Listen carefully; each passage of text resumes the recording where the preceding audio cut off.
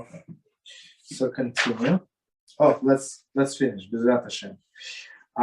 Number 22. A person who is drunk, if he is in such a state that he cannot speak in a dignified manner, so he can speak. I mean, people understand that he's drunk a little, right?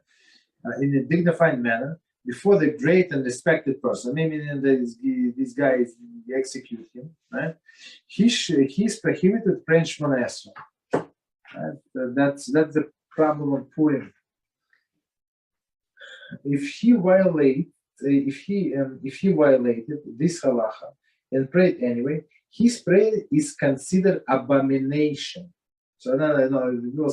So what is better? What are you saying? People get excited, right?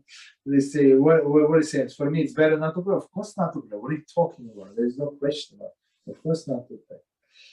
And he must pray again, right? When the effect of the wine leaves him. If the time for a prayer passed before he's able to pray, he can make up the prayer that he missed at the time of the following prayer, following the halacha regarding one who is inadvertently or unavoidably missed the prayer. Commentary: provided that he did not begin to drink to excess close to the end of the time of that prayer, for this would be considered deliberate skipping of the prayer. Mishnah. Let me finish and I'm going to explain.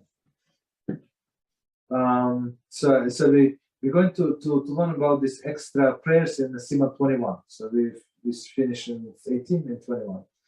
Regarding the law of the prayer with respect to the woman who is nida, see below Siman 113. Okay, so we're going to get it. Okay, so we said if he started drinking in allowed time.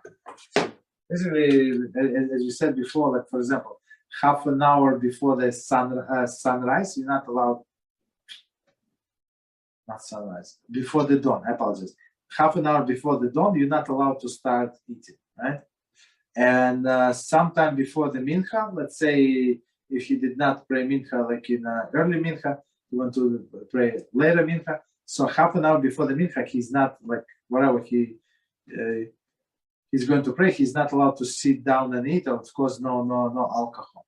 But let's say he started in a normal time, permitted time, and now he drank extra, like he drank extra, whatever he did, and now he's drunk. So we say he can say this prayer for what do they call this prayer?